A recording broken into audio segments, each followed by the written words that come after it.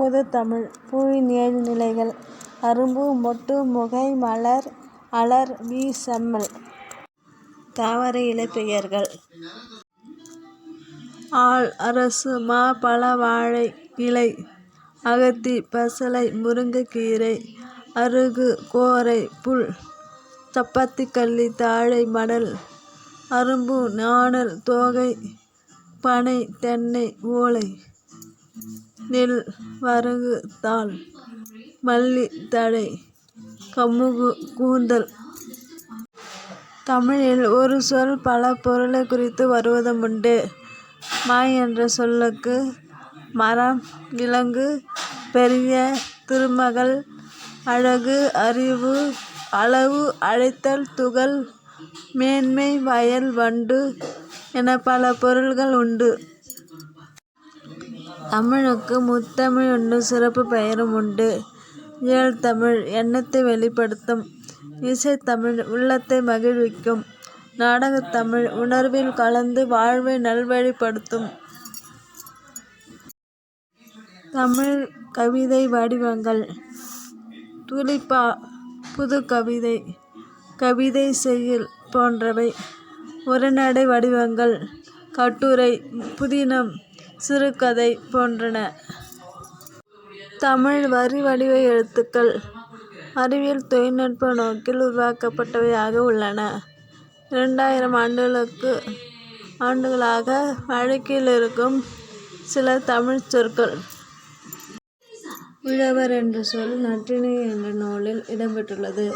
பாம்பு, முதலை, மீன், செய் என்ற சொல் குறுந்தொகை நூலில் இடம்பெற்றுள்ளது.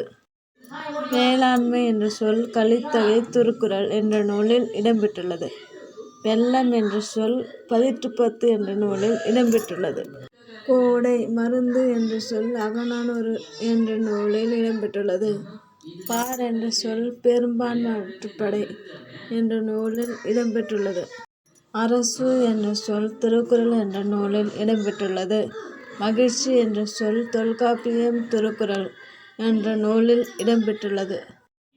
உலகம் என்ற சொல் தொல்காப்பியம் திருமுருகாற்றுப்படை என்ற நூலில் இடம்பெற்றுள்ளது.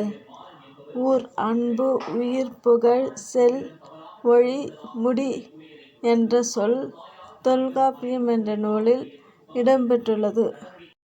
தமிழ் இலக்கியத்தில் அறிவியல் செய்திகள். ஐம்பெரும் பூதங்களால் இவ்வுலகம் ஆனது என்கிறது தொல்காப்பியம். நிலம், தீ, நீர், பளி, விசும்போடு ஐந்தும் கலந்த மயக்கும் ஆதலின்.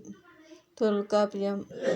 ஓரறிவு முதல் ஆறறிவு வரை வகைப்படுத்துகிறது தொல்காப்பியம். கடல் நீர் ஆவியாகி மேகமாகும் பின் மேகம் குளிர்ந்து மழையாகப் பொழியும். இதனை முல்லைப்பாட்டு, பரிபாடல், திருக்குறள், கார் 40, திருப்பாவை முதலிய நூல்களில் இந்த அறிவியல் செய்தி குறிப்பிடப்பட்டுள்ளது. கடல் நீர் முகந்த கமஞ்சூழ் எழிலி. கார் 40. திரவப் பொருளை எவ்வளவு அழுத்தினாலும் அவற்றின் அளவை சுருக்க முடியாது என்ற அறிவியல் கருத்தை ஆழ அமுக்கி முகத்திலும் ஆழ்கடல் நீர் நாழி முகவாது நாள் நாழி என்கிறார் ஔவையார். போர் வீரர் ஒருவரின் காயத்தை வெண்ணிற ஊசியால் தைத்த செய்தியை பதிற்றுப்பத்து நெடு வெள்ளூசி நெடு வீசி பறந்த வடு என்கிறது. தொலைவில் உள்ள பொருளின் உருவத்தை அருகில் தோன்றச் செய்ய முடியும் என்பது அறிவியல் அறிஞர் கலீலியோ கருத்து. இந்த கருத்தை கபிலர் திருவள்ளுவ மாலை நூலில் திணையளவு போதா சிறுபுல் நீர் நீண்ட பனையளவு காட்டும் என்று குறிப்பிடுகிறார்.